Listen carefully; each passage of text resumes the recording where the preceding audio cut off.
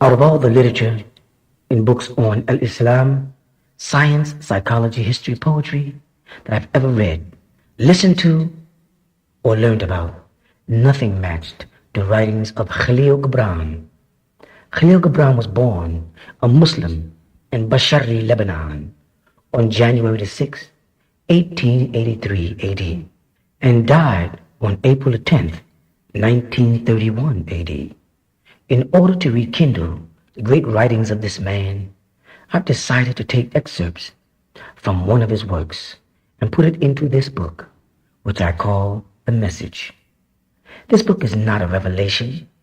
It was an inspiration stirred from within the soul of this renowned author.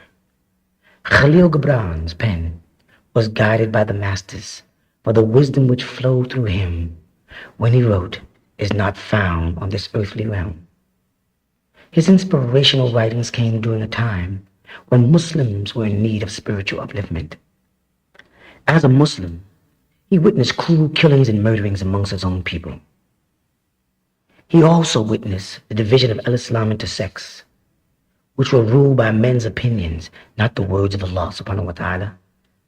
The people were overcome by the desires of wealth and were ruled by warmongers who practiced sorcery. There was a need for the teachings of Islam to be brought to every Muslim once again. Due to the inspirational quality of his writings, which came from the masters, Khalil Gibran was called a prophet by some. However, he was not a prophet in the sense of the prophet chosen by Allah subhanahu wa ta'ala for specific missions, such as the prophet Abraham, Jesus, and Muhammad, mentioned in the scriptures of the Most High. It was not that he was a prophet.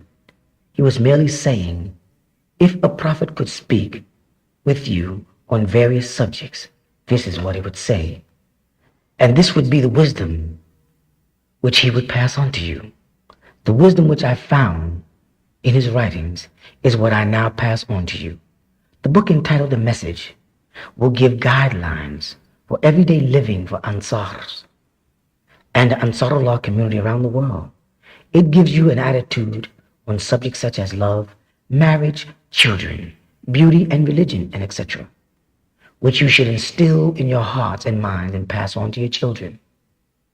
It will teach you how to live for, of, and by each other. Assemble it into your heart as one nation, the Nubian nation. The message is a gift of wisdom from the masters to you, which you ought to listen to frequently, and with as much frequency as you listen to the Narrated of Al-Mahdi alayhi salam of 1845 to 1885 of the Sudan, and the Book of Light, which I, Sayyid Isa al-Hadi al-Mahdi, had passed on to you. So I, Sayyid Isa al-Hadi al-Mahdi, a reformer for this century, greet you. Assalamu alaikum wa rahmatullah ta'ala wa barakatuh. And this is what he taught of love.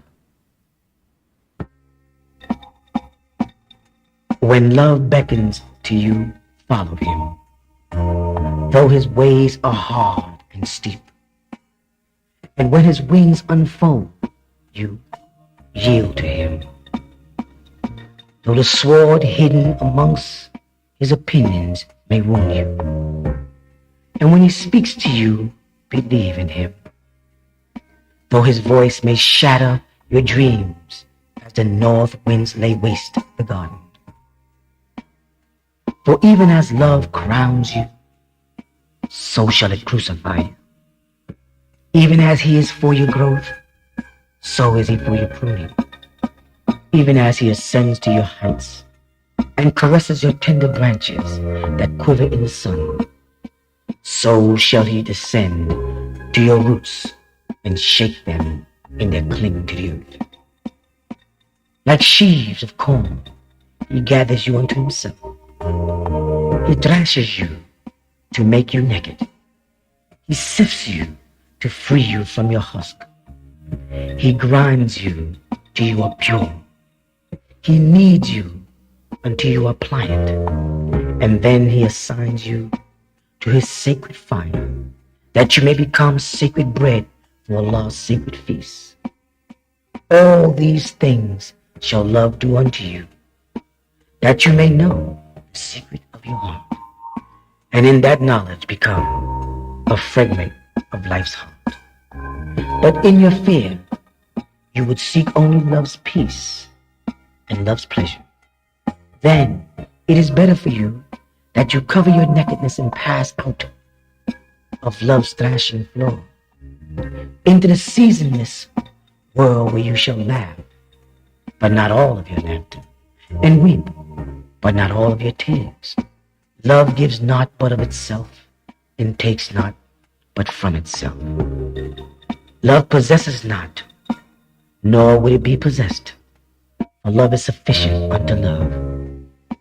When you love, you should not say, Allah is in my heart, but rather, I am in the heart of love. And think not that you can direct the course of love, for love, if it finds you worthy, directs your course. Love has no other desire but to fulfill itself. But if you love and must need have desire, let these be your desires, to melt and be like a running brook that sings its melody in the night, to know the pains of too much tenderness, to be wounded by your own understanding of love, and to bleed willingly and joyfully, and to wake at dawn with a winged heart and give thanks for another day of loving, to rest at noon's hour and meditate love's ecstasy, to return home at eventide with gratitude, and then to sleep with a prayer for the beloved in your heart and a song of praise upon your lips. And this is what he taught of marriage. You are born together, and together you shall be forevermore. You shall be together when the pure wings of death shatters your days. Ay, you shall be together even in the silent memories of Allah. But let there be a space in your togetherness, and let the wings of heaven dance between you. Love one another, but make not a bond of love. Let it rather be a moving sea between the shore of your souls. Fill each other's cup, but drink not from one cup. Give one another of your bread, but eat not from the same loaf. Sing and dance together and be joyous, but let each one of you be alone. Even as the strings of a lute are alone, though they quiver with the same music. Give your heart, but not into each other's keeping, for only the hands of life can contain your heart. And stand together, yet not too near together, for the pillars of the temple stand apart, and the oak tree and the cypress grow not in each other's shadow. And this is what he taught of children. Your children are not your children. They are the sons and daughters of life's longing for itself. They come through you, but not from you. And though they are with you, yet they belong not to you. You may give them your love, but not your thoughts, for they have their own thoughts. You may house their bodies, but not their souls, for their souls dwell in a house of tomorrow, which you cannot visit, not even in your dreams. You may strive to be like them, but seek not to make them like you. For life goes not backwards, nor tarries with yesterday. You are the bow from which the children are living arrows are sent forth. The archer sees the mark upon the path to infinite, and he bends you with his might, that his arrows may go swift and far. Let your bending in the archer's hand be for gladness. For even as he loves the arrows that fly, so also he loves the bow that is stable.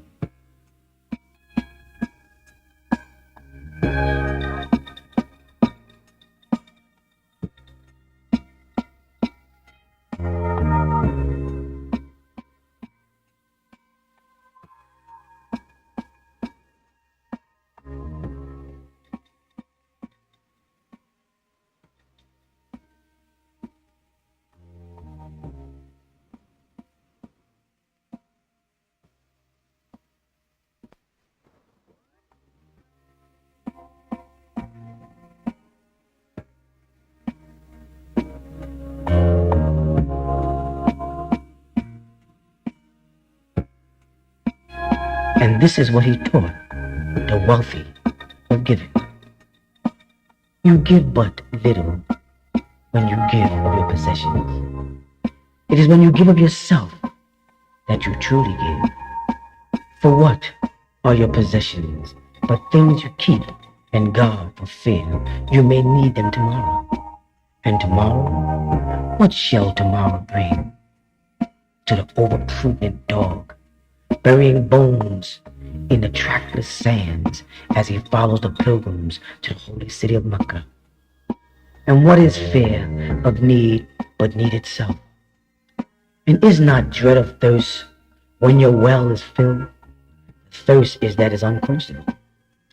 There are those who give little of the much which they have, and they give it for recognition, and their hidden desires makes their gifts unwholesome.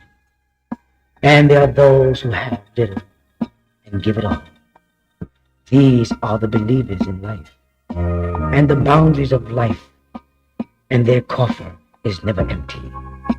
These are those who give with joy, and that joy is their reward. And there are those who give with pain, and that pain is their baptism. And there are those who give and know no pain in giving, nor do they seek joy, nor give with mindfulness of virtue. They give as in yonder valley the myrtle breath is fragrant in the space. Though the hands of such as these Allah speaks, and from behind their eyes He smiles upon the earth. It is well to give when asked, but it is better to give unasked, through understanding, and to the open-handed search for one who shall receive his joy greater than giving. And is there aught you would withhold? All you have shall someday be given. Therefore, give now, that the season for giving may be yours and not your inheritors. You often say, I would give, but only to the deserving. The trees in your orchard say not so, nor the flocks in your pasture. They give that they may live, for to withhold is to perish. Surely he who is worthy to receive his days and his nights is worthy of all else from you. And he who has deserved to drink from the ocean of life deserves to fill his cup from your little stream.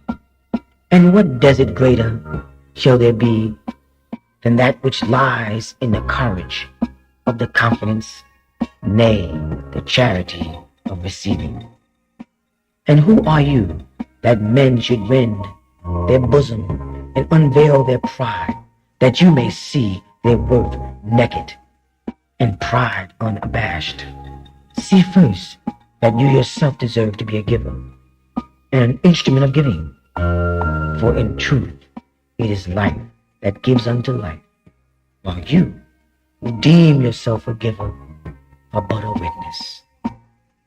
And you, receivers, and you all are receivers, assume no weight of gratitude, lest you lay a yoke upon yourself and upon him who gives.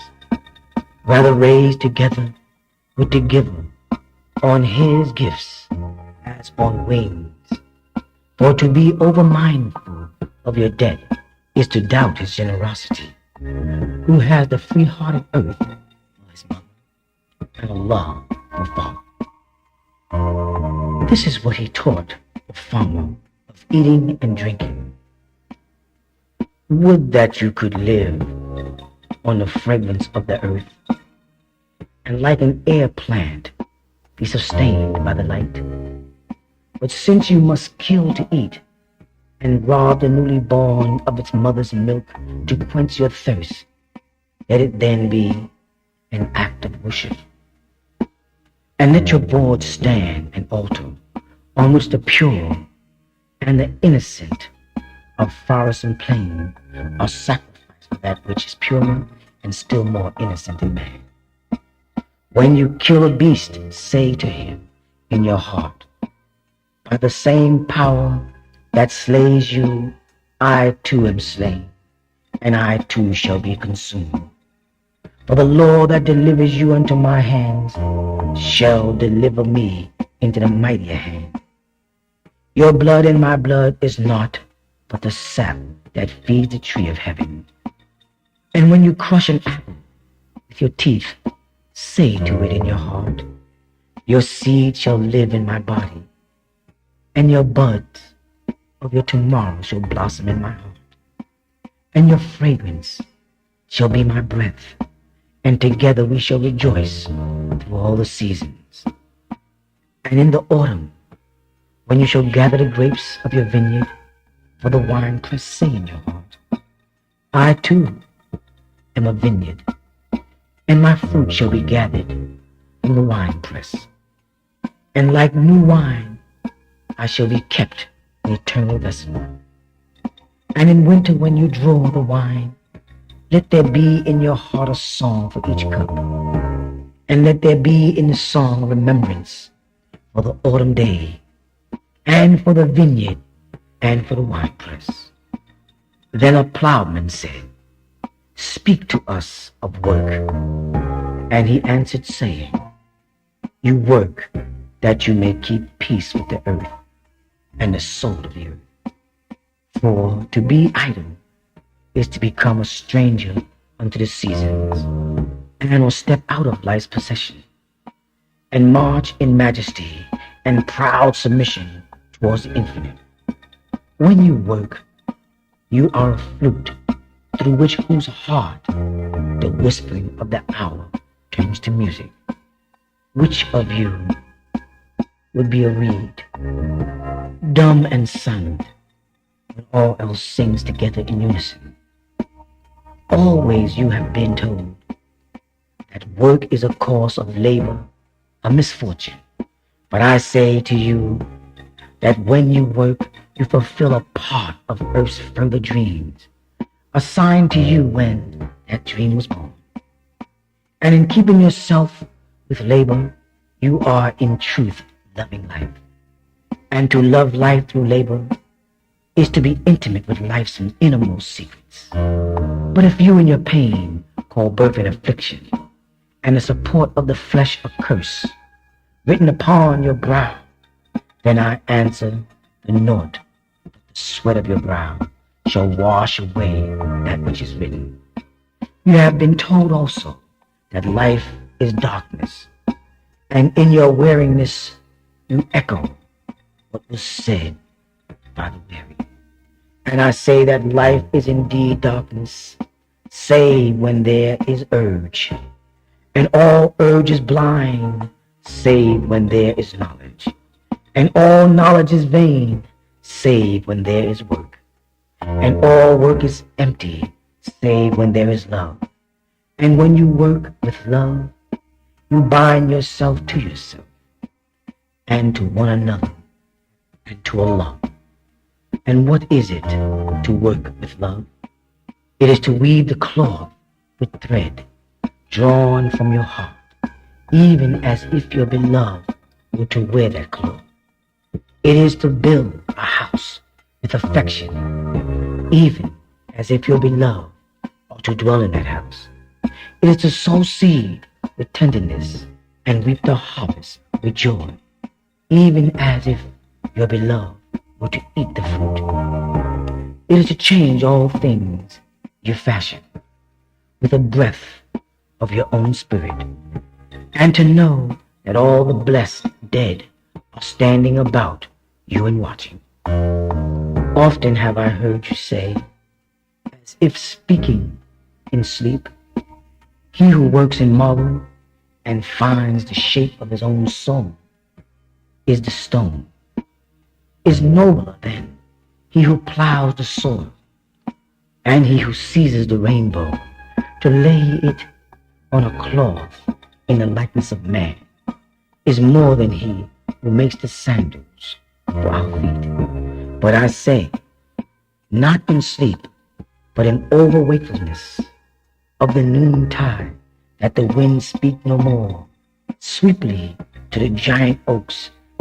Then to the leaves of the blades of grass.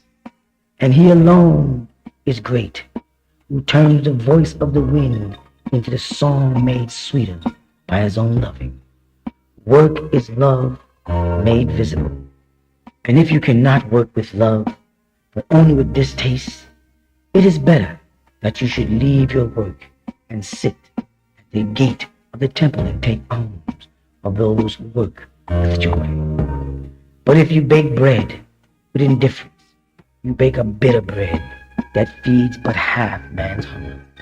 And if you grudge the crushing of grapes, your grudges distills the poison in the wine. And if you sing, though as angels, and love not singing, you muffle man's ears to the voice of the day and the voices of the night.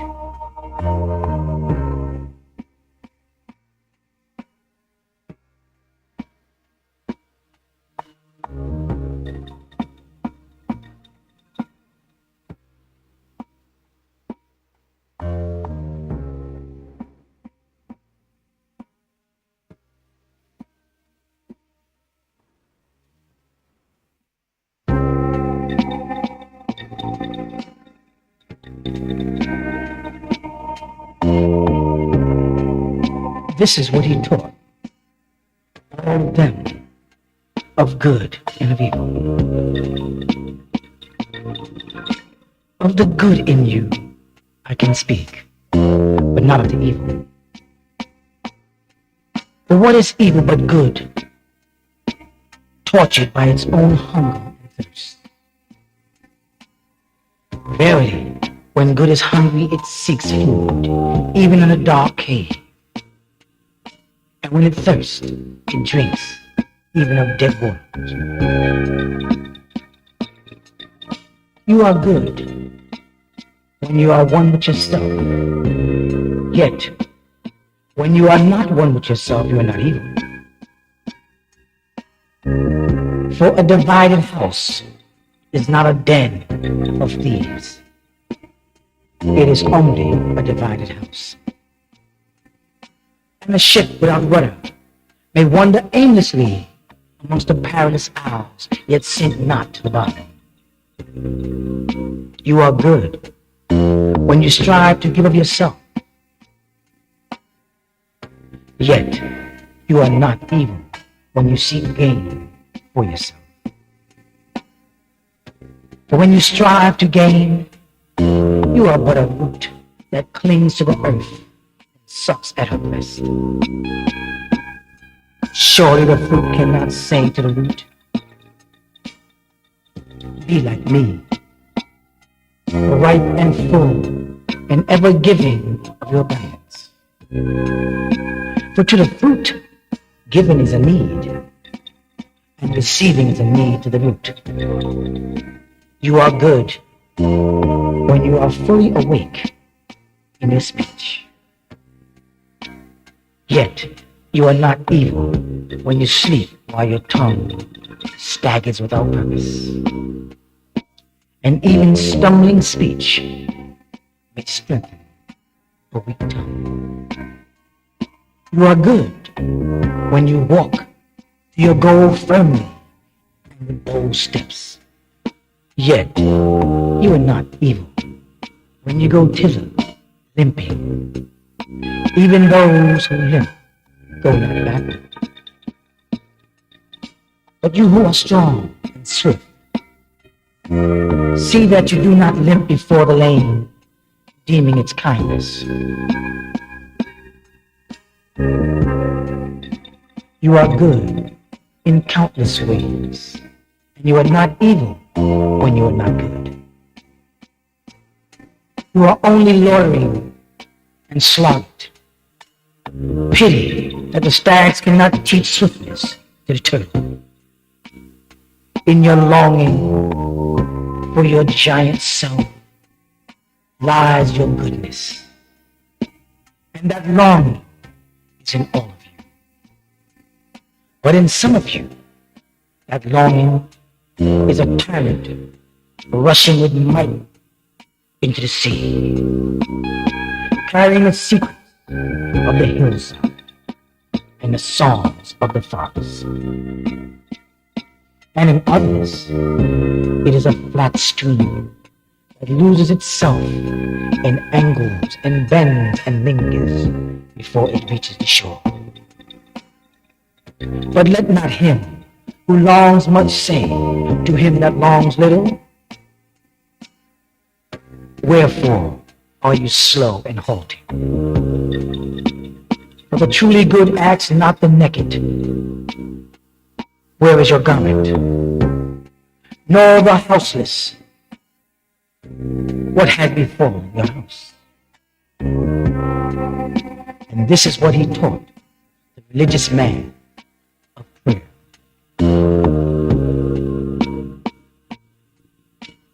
You pray in your distress and in your need. Would that you might pray also in the fullness of your joy and in your days of abundance. For what is prayer but the incompassion of yourself into a living ether? And if it is for your comfort to pour yourself into darkness space, it is also for your delight to pour forth the dawning of your heart. And if you cannot but weep when your soul summons you unto prayer, she should spurn you against yet again, though weeping until you shall come.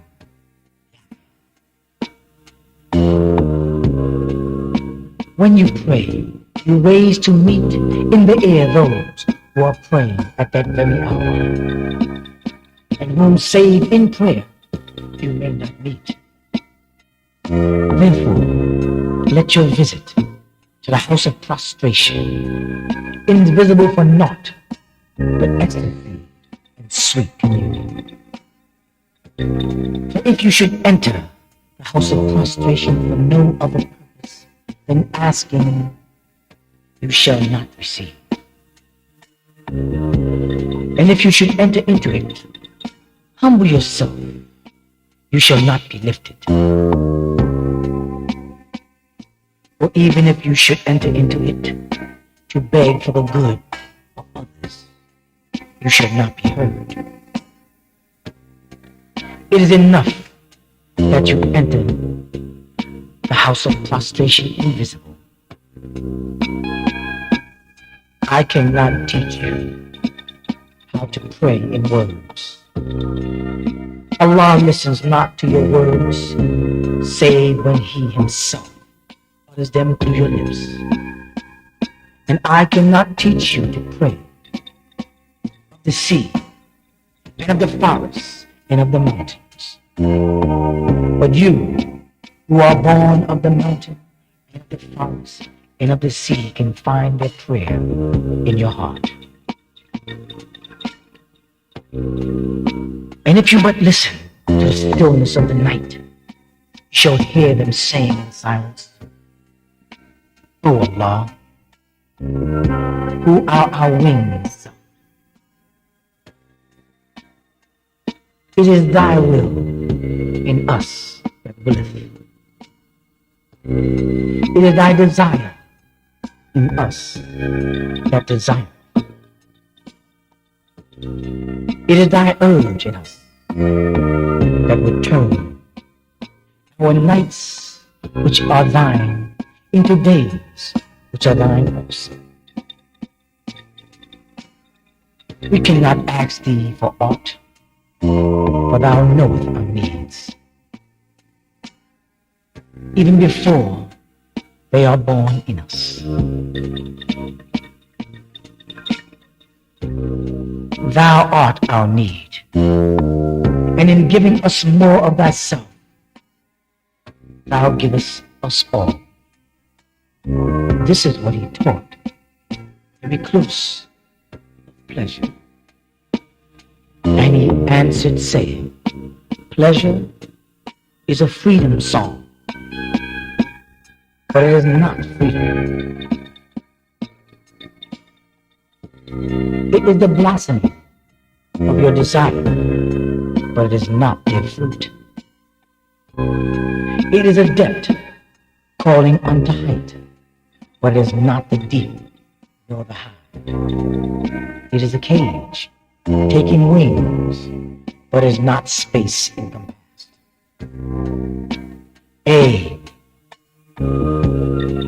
In very truth, pleasure is a freedom song. And I would rather have you sing it with fullness of heart than I would not have you lose your heart in the singing. Some of your youth seek pleasure as if it were all, and they are judged and rebuked. I would not judge nor rebut them. I would have them seek. For they shall find pleasure, but not her alone.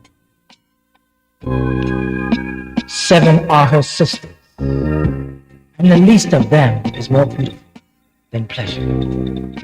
Have you not heard of the man who was digging in the earth for roots and found a treasure? And some of your elders remember pleasure with regret, like wrongs committed in drunkenness. But regret is the beclouding of the mind and not its cherishment. They should remember their pleasure with gratitude as they would harvest of the summer. Yet if it comforts them to regret, let them be comforted. And there are amongst you those who are neither young to seek nor old to remember. And in their fear of seeking and remembering, they shun all pleasures, lest they neglect the spirit or offend against it. But even in their foregoing is their pleasure. And thus they too find a treasure. Though they dig for roots with quivering hands. But tell me, who is he that can offend the spirit? Shall the nightingale offend the stillness of the night, or the firefly the stars? And shall your flame or your smoke burn the wind? Think you the spirit is a still pool which you can trouble with a staff? Oftentimes in denying yourself pleasure, you do but store the desire in the recesses of your being. Who knows but that which seems omitted today waits for tomorrow? Even your body knows its heritage and its rightful needs and will not be deceived. And your body is a harp of your soul, and it is yours to bring sweet music from it or confused sounds. And now you ask in your heart, how shall we distinguish that which is good in pleasure from that which is not good? Go to your fields and your gardens, and you shall learn that it is the pleasure of the bee to gather honey of the flower. But it is also the pleasure of the flower to yield its honey to the bee. For to the bee a flower is a fountain of life, and to the flower the bee is a messenger. And to both bee and flower, the giving and the receiving of pleasure is a need and an ecstasy. O people, be in your pleasure like the flower and the bee. This is what he taught all. Beauty. Where shall you seek beauty, and how shall you find her? Unless she herself be your way and your death. And how shall you speak of her, except she be the weaver of your speech, like a young mother, half shy of her own glory, she walks amongst us. and the passionate say, nay, beauty is a thing of might and dread. Like the tempest, she shakes the earth beneath us and the skies above us. The tired and the weary say, beauty is oft soft whispering. She speaks in our spirit. Her voice yields to our silent life and faints light to quiver in fear of the shadow. But the restless say, we have heard her shouting amongst the mountains, and her cries came, the sound of hoofs, and the beating of wings, and the roaring of lions. At night the watchmen of the city say, beauty shall rise with the dawn. And at noontide the tailor and the wayfarers say, we have seen her leaning over the earth from the windows of the sunset. In winter, say, the snowbound, she shall come with the spring leaping upon the hills. And in the summer heat, the reaper says, we have seen her dancing with the autumn leaves, and we saw a drift of snow in her hair. All these things had you said of beauty. Yet in truth, you spoke not of her yet, of need of unsatisfied. And beauty is not a need, but an ecstasy. It is not a mouth thirsty, nor an empty hand stretched full, but rather a heart inflamed and a soul enchanted. It is not the image you would see, nor the song you would hear, but rather the image you see, though you close your eyes. And the song you hear, though you shut your ears. It is not the sap within the flowered bar, nor a wing attached to a claw, but rather a garden forever in bloom, and a flock of angels forever in flight. O people, beauty is life. When life unveils her holy face, but you are life, and you are the veil. Beauty is eternity gazing at itself in a mirror, but you are eternity, and you are the mirror.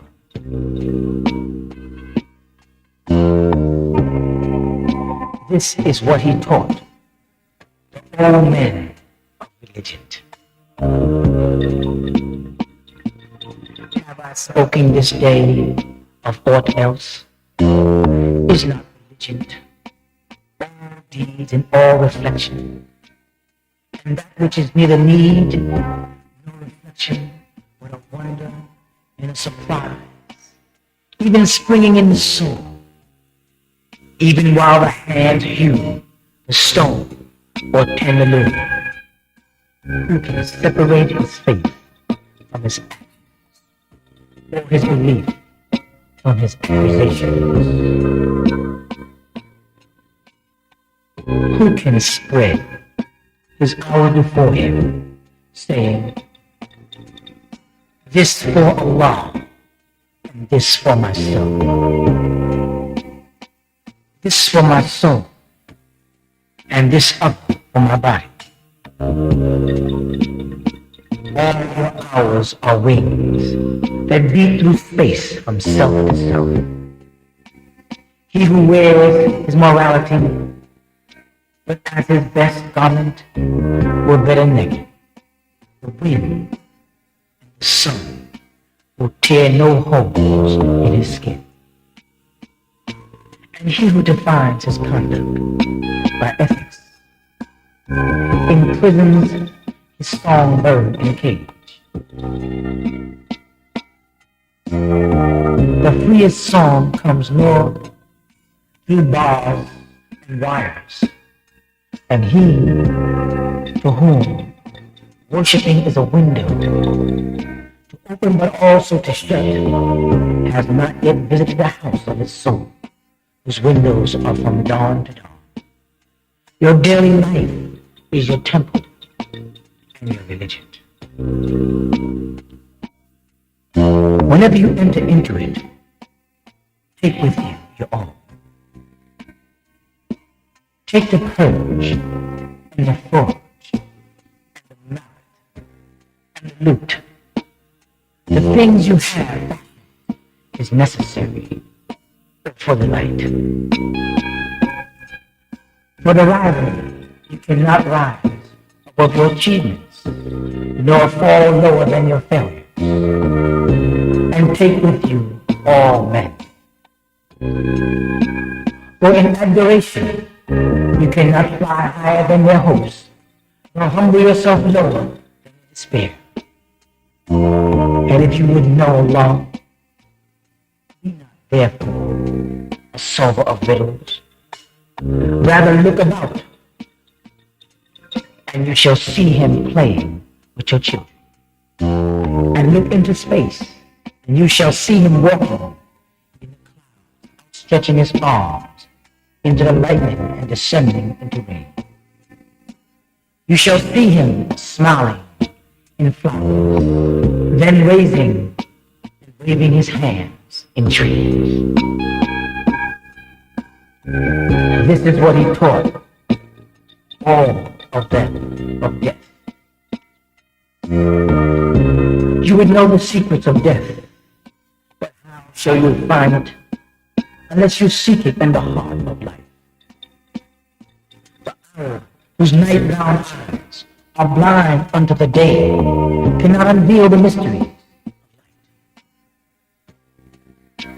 If you would indeed behold the spirit of death, open your heart wide unto the body of life. For life and death are one, even as the river and the sea are one. In the depth of your hopes and desires lies the sound knowledge of the beyond.